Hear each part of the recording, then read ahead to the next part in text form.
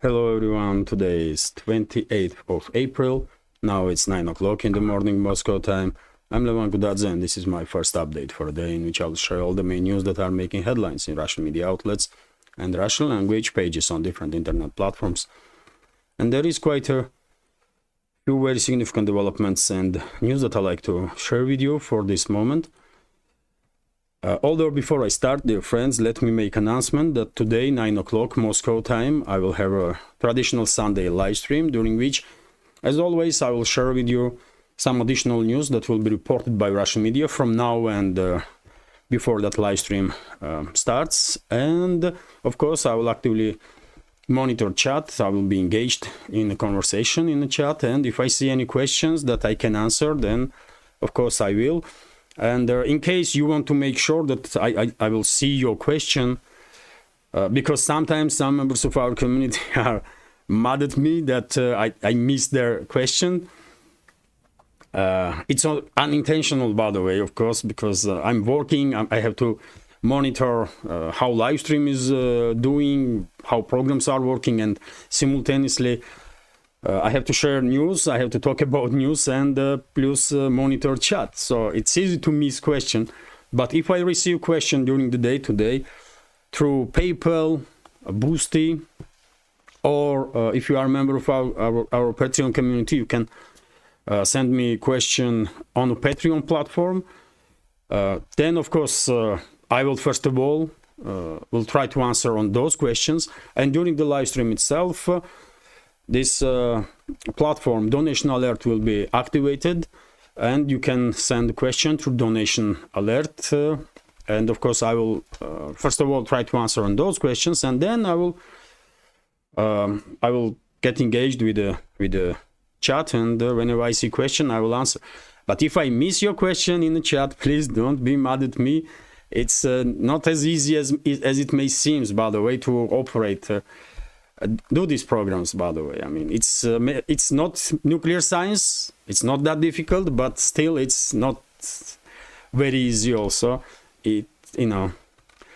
Anyway, today 9 o'clock this evening, live stream on my YouTube channel. 9 o'clock this evening Moscow time. And dear friends, I will also mention that unfortunately, Rumble is still not opening without VPN here in Russia, and therefore I'm unable to make live streams on Rumble, because through VPN speed is so low of internet that you just cannot make a live stream. So I wanted to make that clear also. Okay, that's been said, let's go through some news now, and I will try to make this update as short as possible. After all, it's Sunday, and I hope you have a wonderful weekend, dear friends. And let's go through some news, first of all, about situation on the line of contact in zone of special military operation, and we have some major developments. And first of all, on the Avdeevka sector of the front line, and well, latest news is that Russian armed forces, and many channels are confirming this information, by the way, many sources, that Russian armed forces established full control over the Berdichi settlement, or the Novobakhmutovka settlement, or the Solovyova settlement, Ocheretino, by the way, also Novokalinova and Keramik. And according to some sources, Russian armed forces are now already inside the Arkhangelskaya. Several military channels reported that Russian forces established full control over the Arkhangelskaya already, and clearing operation is underway in this settlement, because Kiev regime forces ran away from this village, although without photo or video confirmation is difficult to say. But many sources are reporting that Russian forces are at least on the outskirts of this village, and most likely already established foothold inside the Arkhangelskaya. So entire this area is under full Russian control. And yesterday I mentioned that Kiev regime forces that are in the fields in between all these settlements will be encircled if they will not flee immediately. And well, I don't know what decision was made by Kiev regime forces in this that were located in these fields, but if they did not run away this night or yesterday, they are in operational encirclement now, and basically only option they have that saves their lives is to lay down, to contact Russian military personnel, arrange surrender, and lay down arms and surrender safely.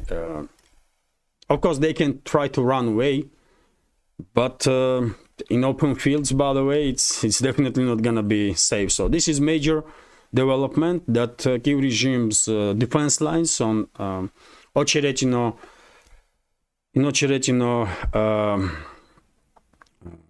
direction, Ocheretino-Arkhangelskaya direction collapsed totally. Kiev regime forces are in absolute disarray, and I don't think Kiev regime will be able to stabilize front line in this direction. Let's see how will things develop in upcoming days, but we clearly have a first strong indicators that Ukrainian armed forces are on the verge of, or Kiev regime forces are on the verge of collapse.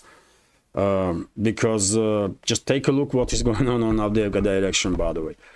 Also, simultaneously, Russian armed forces conducting offensive operations, local-scale offensive operations in Kupiansk direction. Yesterday, military summary channel reported that Russian forces conducted successful local-scale offensive operations in Kislevka-Kotlerovka directions, and according to some sources, Kislevka is under full Russian control already, and most likely during the day we will receive information that Kotlerovka is under Russian control.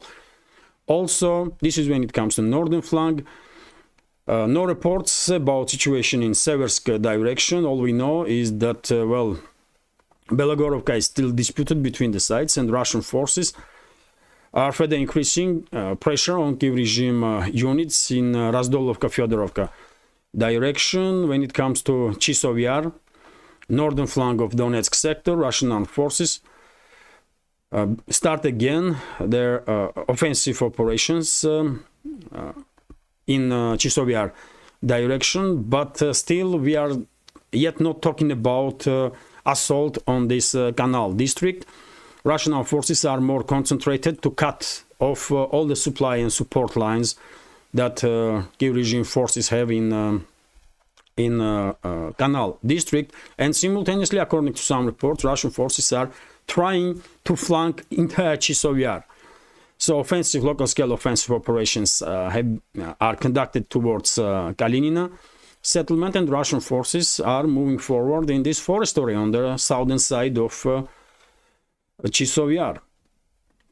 But yet again, when it comes to changes on the ground, we did not receive any information that there was some breakthrough on that direction. Also, of course, on the southern flank of Donetsk sector, Krasnogorovka is in main hotspot, and Russian forces on daily basis improving their positions, and well, military channels are more and more confident that eventually in upcoming days, maximum week or two, Kiev regime forces will flee this settlement. They would not be able to withstand Russian pressure.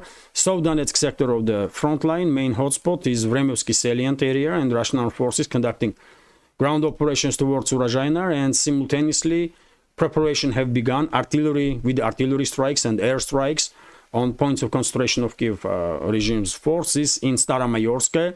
So I guess after this artillery preparation and air strikes, Russian ground operation will begin towards Staromayorskaya also, and I guess it would not take too long before Russian armed forces will reestablish full control over the Vremyevsky salient, and simultaneously Russian armed forces increasing pressure on Kiev regime forces in Ugledar direction and closing in to this city. And when it comes to Ugledar itself, Russian air force is basically pounding, and long-range artillery are pounding points of concentration of Kiev regime forces in this city. And by the way, they have nowhere to hide really, despite their presence of high-rise apartments.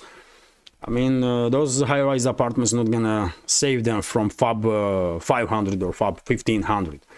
So therefore, situation for Kiev regime forces in Ugledar is becoming more and more desperate as time goes by. And well, this is it when it comes to short summary of the Situation on the battlefield. As I said, main news is that on Avdeevka sector of the front, Kiev regime's defense lines collapsed absolutely, and Kiev regime forces are in total disarray, in chaos. That's been said, let's go through some additional news. And RIA Novosti is reporting that according to Russian partisans that are operating in Nikolaev region, yesterday night, this night, by the way, previous night, about 4:30, early hours of this morning, one may say, Russian armed forces conducted precise strikes on warehouses in shipyard, on a shipyard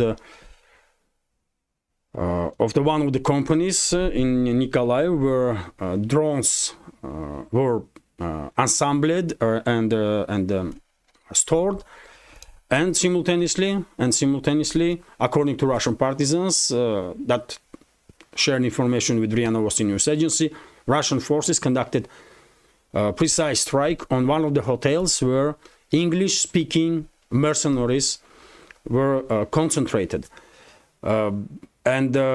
Well, although partisans did not say those English-speaking mercenaries were from which country, but we can have an informed guess that most likely those English speakers were British military personnel and intelligence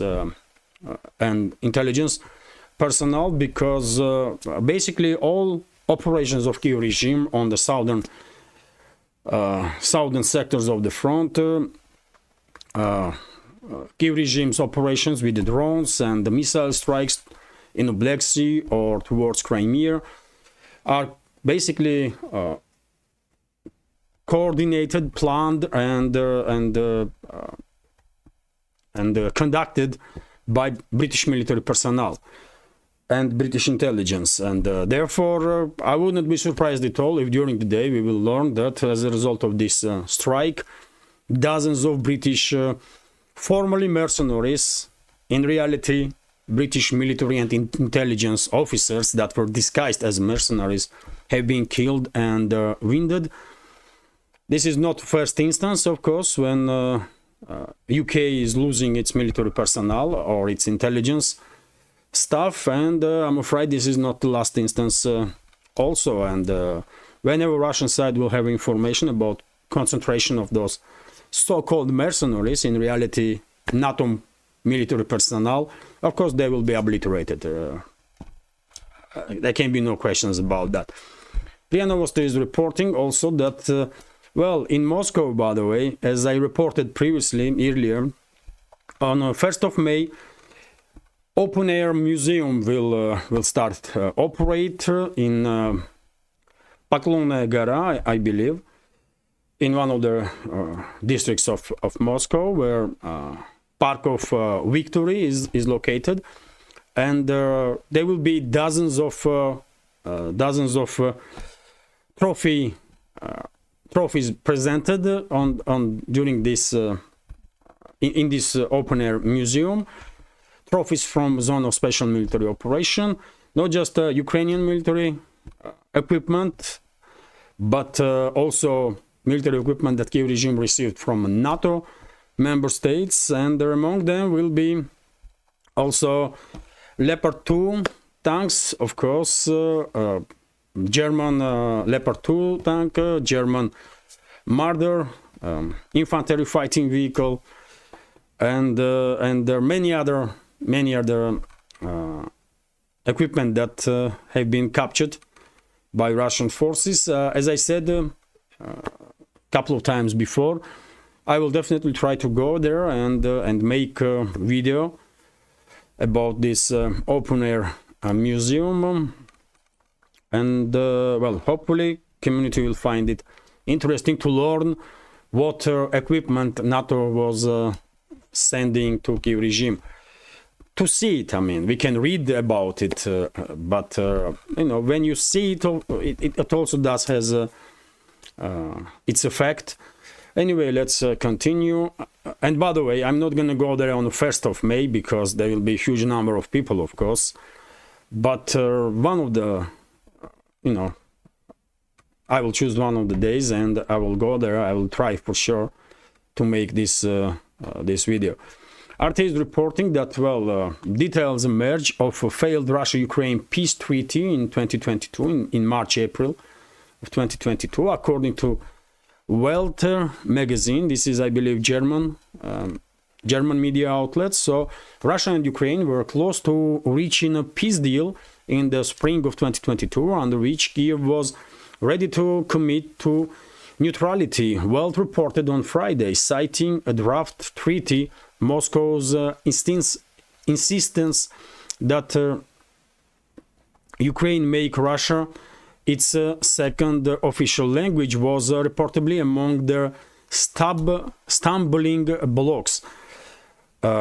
Citing a 17-page document dated April 15, 2022, German newspaper claimed that an agreement had largely been hammered out by Moscow and Kiev, and that are remaining differences would have been discussed at a summit between Russian President Vladimir Putin and his Ukrainian counterpart Vladimir Zelensky. According to Welt, Ukraine would have committed to permanent neutrality, would have agreed not to allow foreign weapons and troops into the country, and would have pledged not to receive, produce, or acquire nuclear weapons. Kiev would also reportedly have guaranteed not to hold military drills with other countries.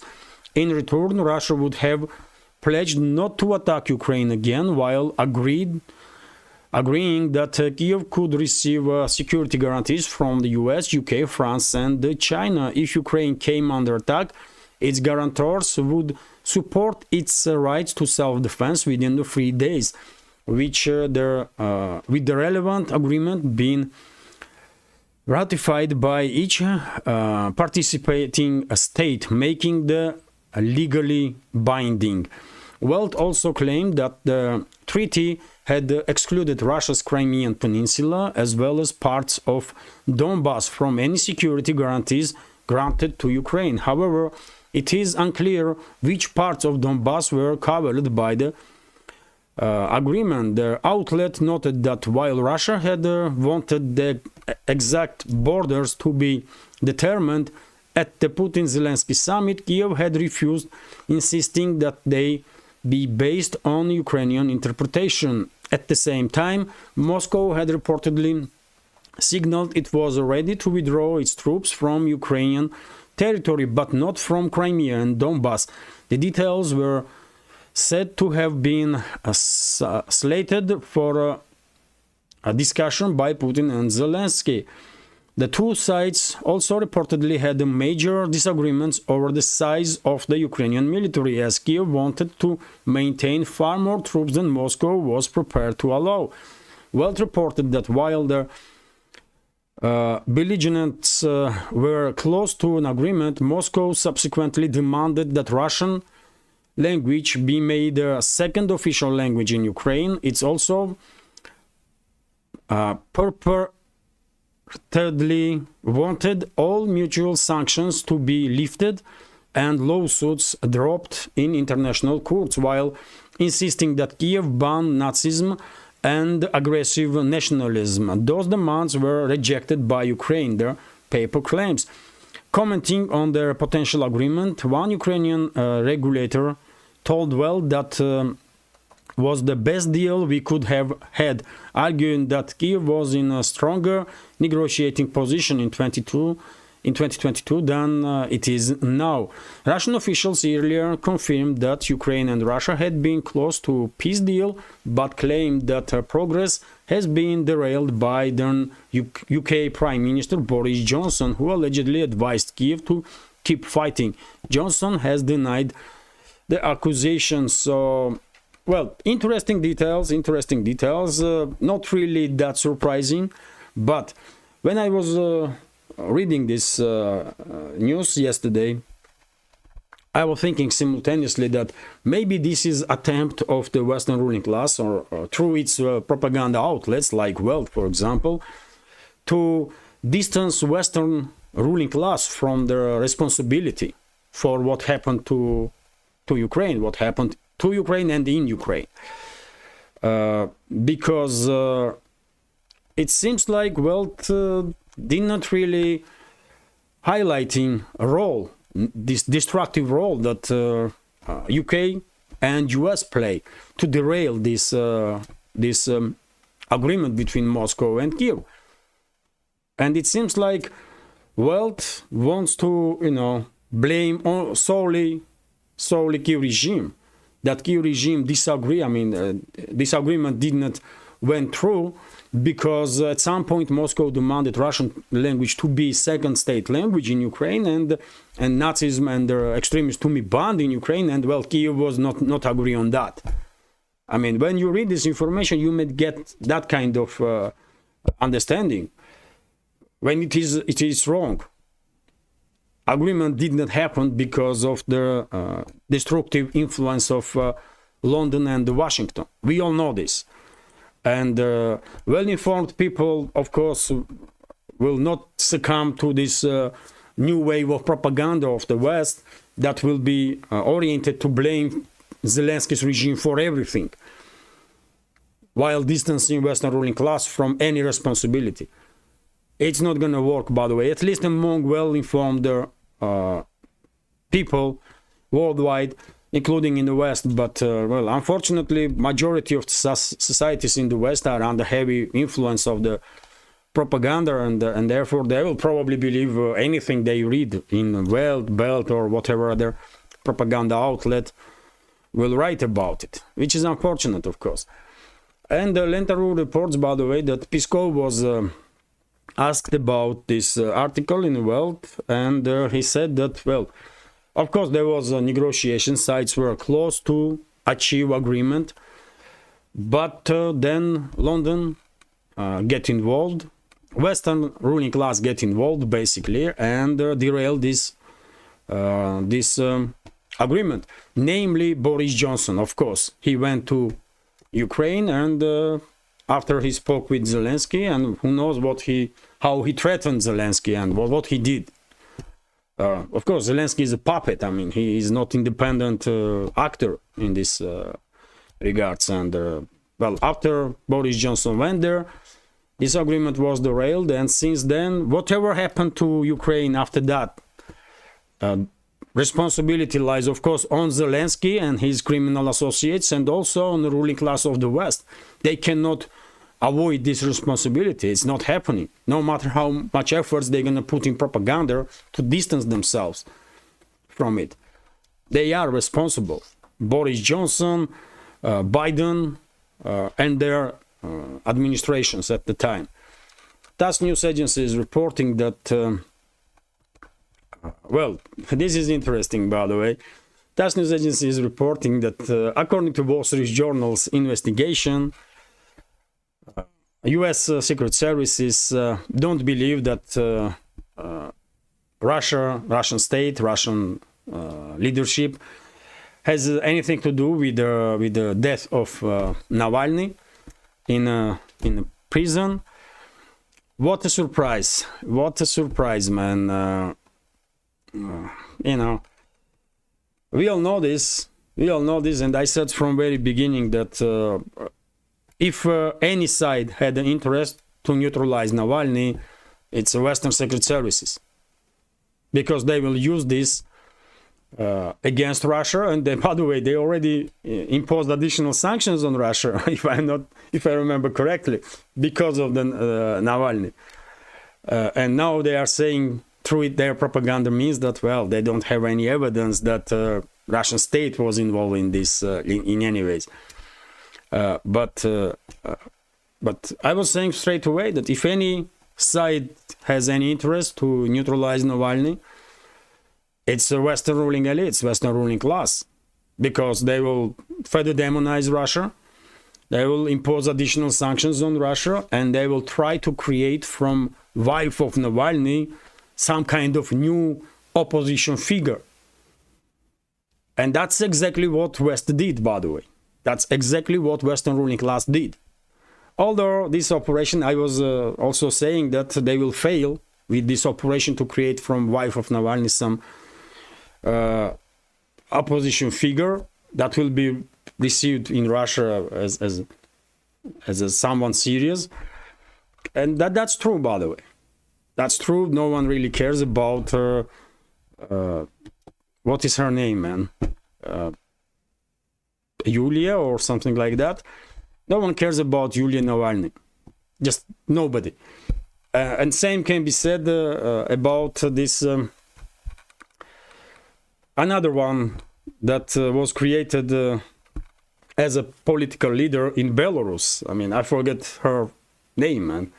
That's how irrelevant those people really are, man, in terms of geopolitics or politics in Belarus or Russia. So my reading of the picture was correct. They failed, and this story definitely is good enough indicator to realize that the Western ruling class, man, they are unable to learn. They are conducting same mistakes time after time and expecting to achieve some other results. I mean, they are stupid, really. They really are stupid, those Western so-called elites. 100%. But it is interesting that, well, according to Wall Street Journal,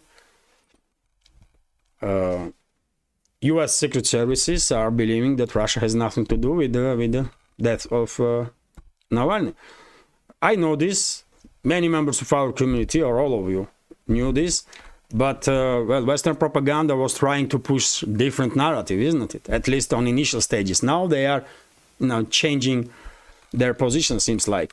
Anyway, let's continue. Zliad newspaper is reporting that Prime Minister of UK, Rishi Sunak, promised Kyiv regime to support financially, militarily, in any ways possible until end of this decade. Okay, Rishi Sunak, okay. I mean, who cares, really? UK is, UK in situation when it's hardly can help itself, and Rishi Sunak is promising support for Kyiv regime. It's sad, man. It's no longer laughable. It's sad. It just it is what it is, man. Especially because these idiots, man. These idiots are, at least formally, we all know that they are not really in the charge. They are just talking heads. But at least formally, they called presidents, premiers, and that kind of stuff, man. And it's really sad.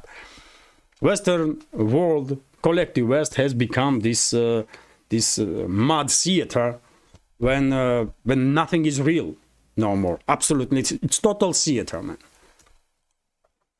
Anyway, let's continue. RT is reporting that Polish foreign minister rebukes president over U.S. nukes remarks. Poland's foreign minister has said that President Andrzej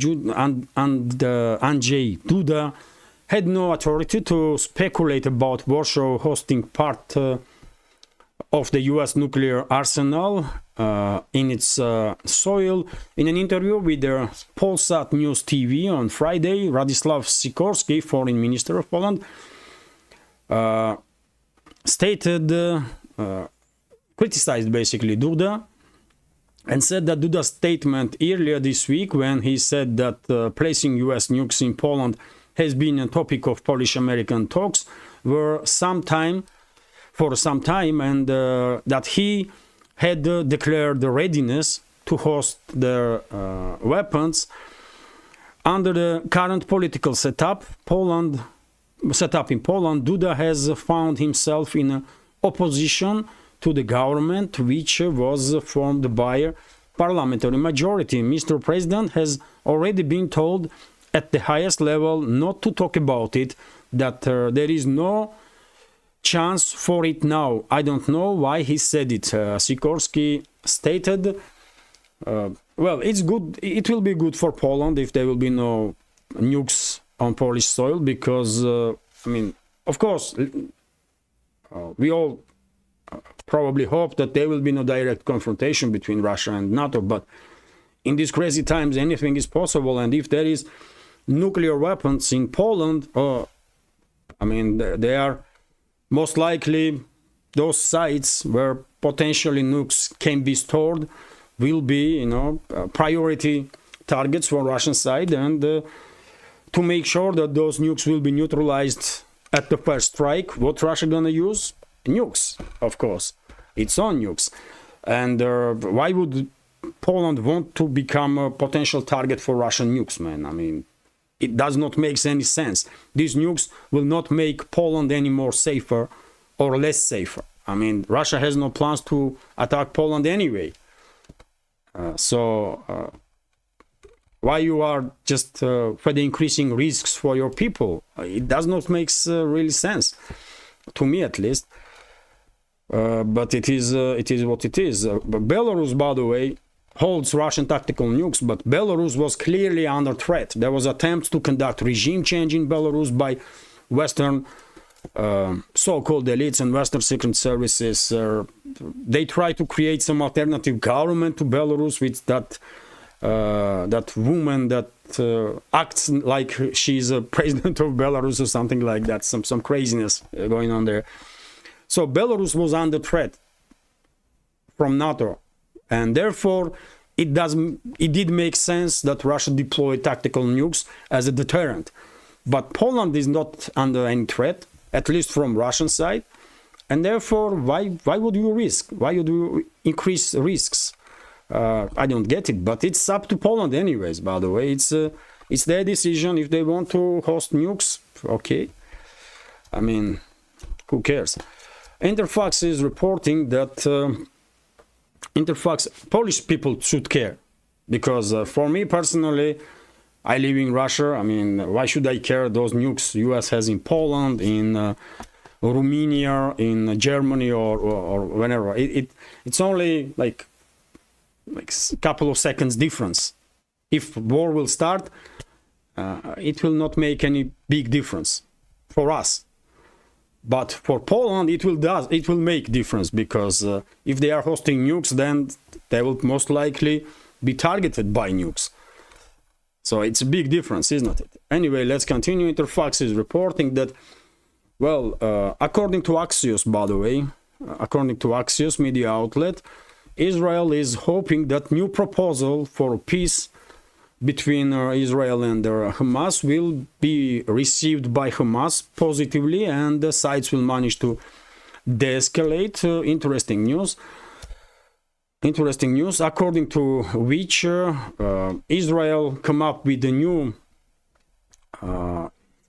agreement, which was prepared together with Egypt's secret services participation, and well, these new proposals have been sent to Hamas. Let's see how Hamas will respond on this. But at the same time, we should remember that I mean, while some groups in Netanyahu's government are sharing this type of information, that they are working on a peace agreement, other groups are preparing ground operation towards Rafah in the southern Gaza Strip. And yesterday I saw a number of videos of concentration of Israeli armed forces not far away, tanks, armored personnel carriers, infantry fighting vehicles, artillery. And well, according to reports, IDF is in full mode preparation for, to conduct this ground operation in Rafah. So I mean, those two informations are contradicting each other, isn't it?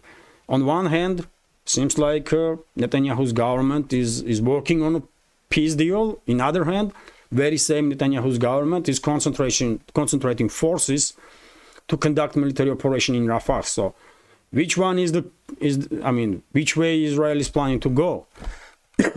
Towards peace or towards further escalation? I don't know, man.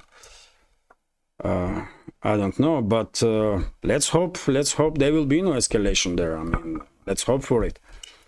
Interfax is reporting that, well, according to a Telegraph, British media outlet, UK will have its first hypersonic missiles for 2030. Okay, quite interesting. You see, of course, you see technological gap between Russia and UK, isn't it? When you read this news, Russia already has, for a number of years, several type of hypersonic weapon systems, and UK may get one in May, get one in 2030. Okay, and question will be then, who gonna operate with those hypersonic missiles? Because real men and women in UK don't really want to become part of this woke parasite that UK's defense ministry has become, and confused men, males and females in UK probably are confused enough not to really understand any difference between hypersonic missile and, let's say, Challenger 3 tank. Hardly they will recognize which one is which. That's what confusion does. So I don't know, man. I don't know. You know, and probably many of you already know that UK presented its Challenger 3 tank recently, which looks like Challenger 2, but probably has some features that are something new. But yet again, main feedback for Challengers were that they were too heavy. They were too heavy, by the way, and I don't know where UK plans to operate with these tanks on streets of the cities. In that case, okay, they can operate, but once they leave paved streets, they are in trouble. They're gonna, sink in the mud. So Challenger 2, Challenger 3, Challenger 15, I mean, who cares really? But anyway, let's continue. It's interesting. It's interesting that potentially UK may get its first hypersonic missiles in 2030. Okay, let's see. RT is reporting that if UK will have an army for that time, I mean, that's also questionable, because, as I said, man, real men and women don't want to have anything with this nonsense that modern UK defense ministry is and their ideology. RT is reporting that US to build the new doomsday plane. Okay, the US will develop a new doomsday plane intended to allow the president to continue leading the country in case of nuclear war and other major disasters that destroy command and control systems on the ground. The Air Force has announced a $13 billion contract for the Survivable Airborne Operations Center project has been awarded to Sierra Nevada Corporation, a U.S. Air Force spokesperson announced in a statement on Friday. So, okay, U.S. wants new doomsday plane. Okay. One may take this information as a preparation of the Western ruling class, including the U.S. ruling class for nuclear disaster, for nuclear war, most likely with China, not with Russia, because if there is any nuclear war between Russia and NATO, or Russia and US, there will be no need in doomsday planes, because no one will survive on this planet. But maybe some representatives of Pentagon and US intelligence services are so dumb that they think that if they will wage war against China, including nuclear war, they might survive, because China don't really have that many nukes as Russia does, for example, or US. And this is a mistake, by the way. This is a huge mistake. As I said, those people, man, that are in charge in US are dumb as hell, because China already has at least 300 to 500 nukes, and there was reports that before 2030 they will triple number of their nukes, and most likely in next decade China will have at least couple of thousand nukes, and therefore if anybody in US really thinks that they're gonna win war against China, I mean, they are so delusional and so dangerous, by the way, for everybody in this world. I mean, It's unbelievable. Anyway, let's continue. Of course, many of you know, by the way, that main danger for humanity in case of nuclear war comes not directly from nuclear explosions themselves, not direct, because nuclear explosions, they have some radius of destruction, but point is that there will be fires, by the way. There will so much dust, first of all, as a result of explosions of those nukes, the huge amount of dust will go to air. Then there will be huge fires, and additional dust will go in atmosphere.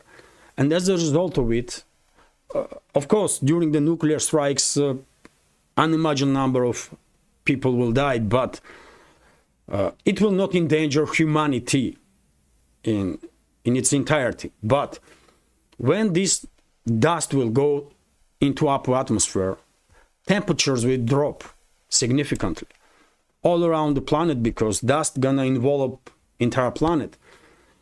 And this will last for a couple of years. Some scientists say 3 to 5 years, some scientists say 5 to 10 years. And that means, in any case, that means nuclear winter. That's what scientists are calling this event, nuclear winter. When plants will die, animals will die, the entire this chain will break down, food chain. And of course, simultaneously will break down any infrastructure anywhere that supports social fabric to stay in order. And once social fabric breaks down, by the way, it's a mess. It's a hell. It's gonna be hell. And that's what's gonna kill humanity. That's what's gonna exterminate humanity, by the way. This nuclear winter and consequences of that. Destruction of social fabric and collapse of basically any infrastructure that exists now. There will be no medicine to treat people. There will be no food to eat. There will be no clean water. There will be nothing. That's what's gonna exterminate humanity in case of nuclear war. That's why it's so dangerous, by the way. That's why it's so dangerous. But well, tell this to those idiots in the ruling class of the West. Seems like they don't really understand that. But anyway, let's continue. Vzglyad newspaper is reporting that US lost its third MQ-9 Reaper drone over the Yemen, and Houthi rebels, by the way, shared video on internet with the alleged destruction of this MQ-9 drone of the US, and each of them costs something like 30 million, if I'm not mistaken. It's a quite expensive toy in hands of Pentagon. And well, Houthi rebels quite effectively are dealing with this threats that comes from those drones, isn't it? Anyways, Vzglyad newspaper is reporting that Russia is ready to renew talks with Indonesia about deliveries of Su-35 fighter jets. Initially, talks between the sides started in 2018, but in 2021, under Western pressure, Jakarta stopped negotiations with the Russian side, and well, Russian ambassador in Indonesia, or military attaché, sorry, of Russia in Indonesia, Colonel Maxim Lukyanov, stated that well, Moscow is ready now to resume these talks, and I guess Jakarta also. Otherwise, why would he mention this topic at all? And this is maybe reaction of Jakarta, by the way, on US involvement in this genocide that is taking place in Gaza Strip. US support to all those crimes that Netanyahu's government is committing. And Indonesia, by the way, of course, we all know that Indonesia is the biggest and the most populated Muslim country in this world. I'm correct, I believe. Indonesia, it's an archipelago, of course, but it's a huge country. It's a huge country. I believe it's biggest and most populated most populated Muslim country in the world, and I definitely see logic behind such a possible decision of Jakarta to resume talks with Russia about military weapon supplies, despite Western pressure. So let's see. And Su-35s, by the way, are great planes. When it comes to fourth generation, you're not gonna get any better plane than Su-35. It's the best fourth generation plane ever built. It is what it is. Of course, French Rafale is a good plane. Swedish Saab Gripen is, latest variations are good. F-15s, by the way, latest variations are also good planes, good fighter jets, undoubtedly. But when it comes to Su-35, it's just another level. It's just another level, man. Although, because it's not stealth plane, it remains fourth gen. If it was a stealth, it will be a great fifth gen fighter. But Russia has fifth gen, isn't it? Su-57 and possibly Su-75. That's Checkmate, by the way. That was presented some time ago in Moscow as a project. Although Checkmate is not in production yet, it's still in the workings. Anyway, let's continue. RT is reporting that Iran to release a crew of seized Israel-linked ship.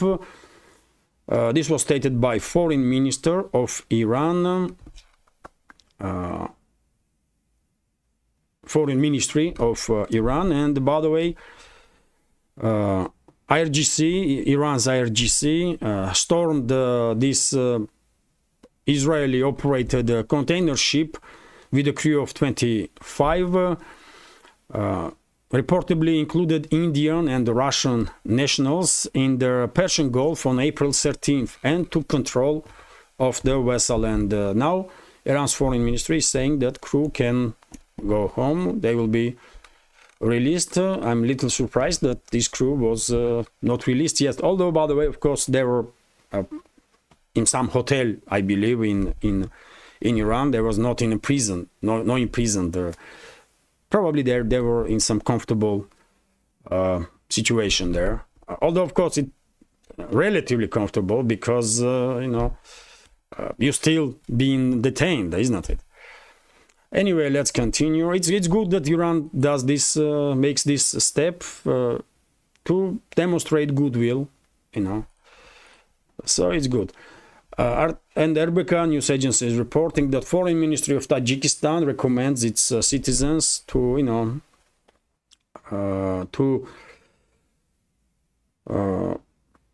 not to go to Russia, basically, not to go to Russia. And this statement of Tajikistan's foreign ministry comes after reports in the media in Russia, in Tajikistan, that very many citizens of Tajikistan have been refused to enter Russia lately. And, well, I can understand the frustration on part of foreign ministry of Tajikistan, but I guess they also can understand that Russian side is, it's not nothing against Tajikistan. It's just Russian side is trying to secure its own citizens. It's a security issue. And entering Russia, during the entrance to Russia, Russian border guards, Russian security staff that are operating there, they are taking more time to check people in more serious ways than previously, because we all know that Kyiv regime is hiring extremists, including in former Soviet republics like Tajikistan, and then using those extremists to conduct terrorist activity on Russian soil. We see this during that tragedy that happened in Crocus City Hall, when citizens of Tajikistan that was hired by Kyiv regime's intelligence services conducted massacre of civilians and terrorist attack. So it's just a defensive measure that Russian side is putting into place to make sure that people that are entering Russia will not go tomorrow and not commit some terrorist attack. So one should understand the Russian perspective also. And the Russian Foreign Ministry made a statement about it, and the official representative of Russian Foreign Ministry, Maria Zakharova, stated that, let me translate, and I will be more precise in this. So more thorough checks of those entering Russian territory are temporary and are undertaken regardless of nationality. Obviously, it's just measures that have been taken to secure Russia and Russian citizens. This is stated in the commentary of the official representative of the Russian Foreign Ministry, Maria Zakharova. So, as I said, it has nothing to do with Russia changing its approach towards Tajikistan. Of course not. Relationships will remain on a good level between the countries, but I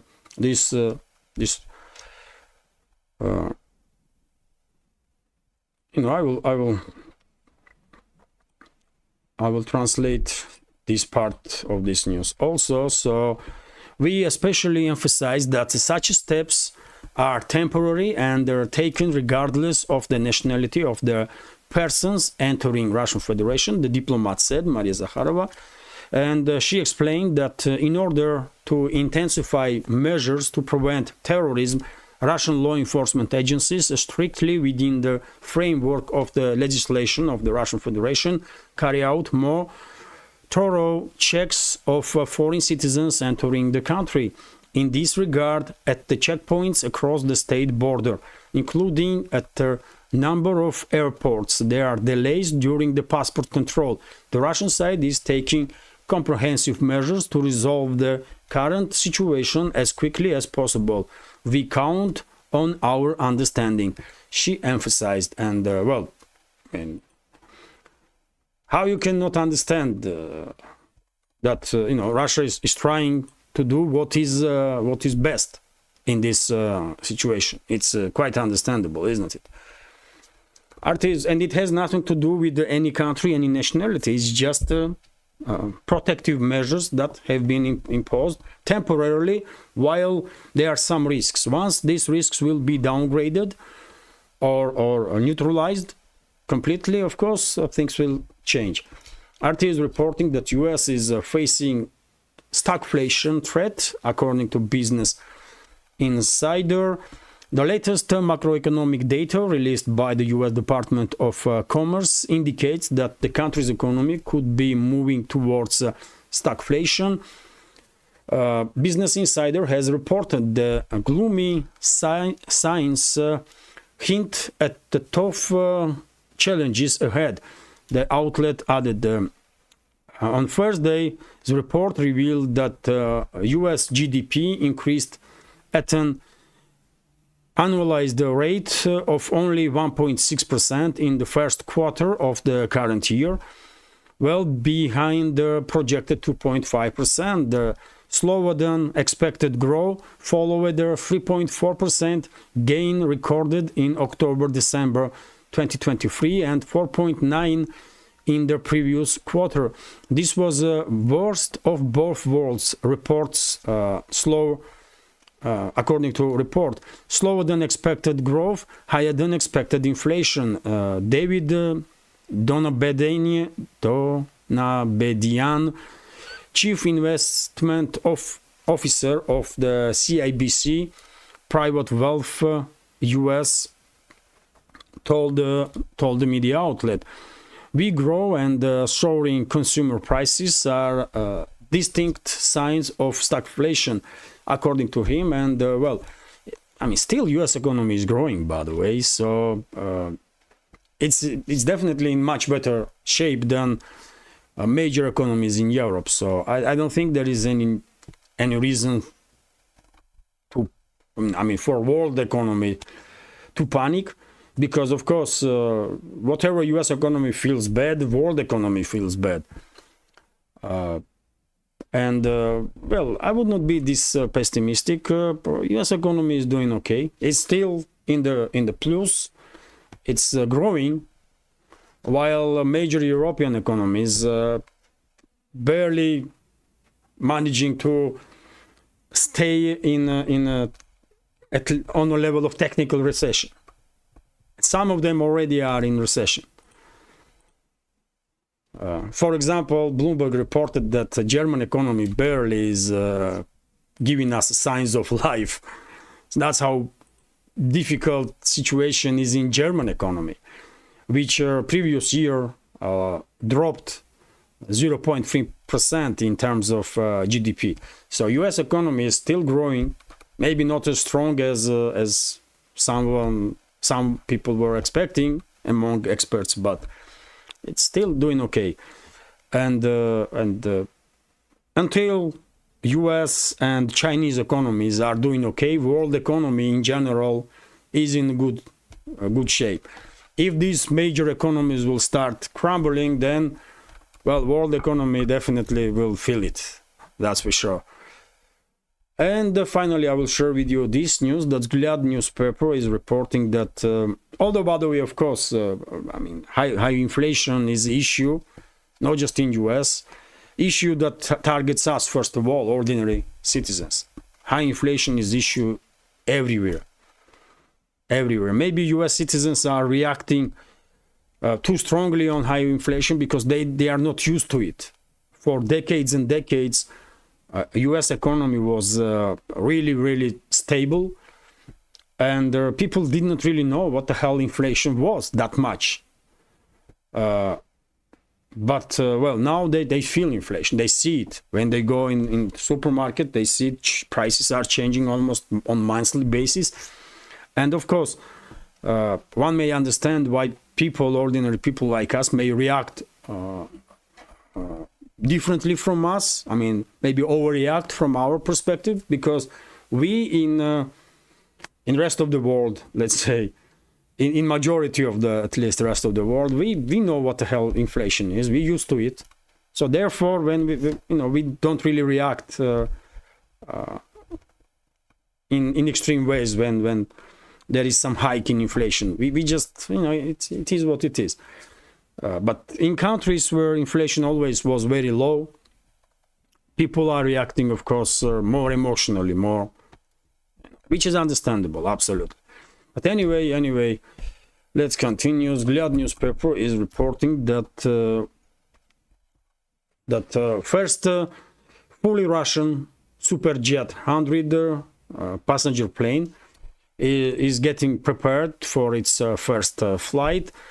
And well, previously Superjet 100 was using some elements that was imported into Russia, but well, in fairly short time, first plane will take off. That will be built only by Russian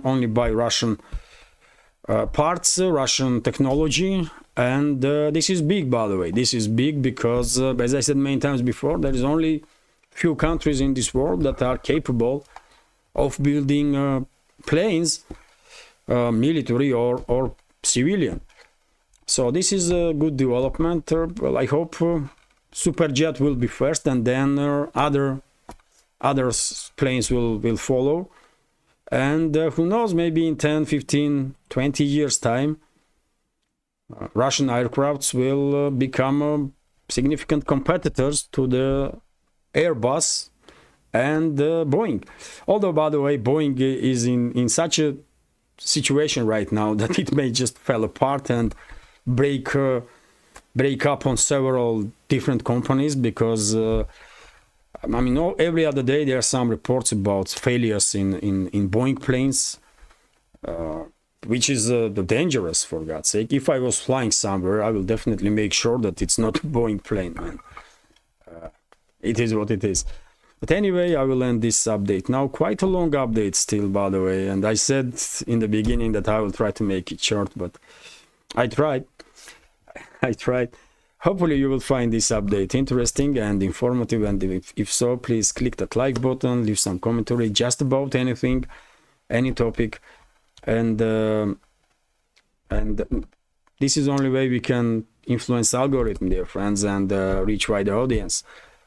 And if you can, if you find this channel interesting, informative, and if you think this channel deserves to exist in this field of news and political commentary, please consider to support my work with small donations through PayPal, Boosty, and subscribing to my Patreon page.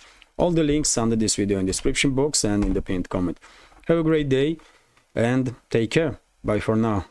And dear friends, before I go, 9 o'clock this evening, live stream on my YouTube channel. I hope you'll find time to join the conversation.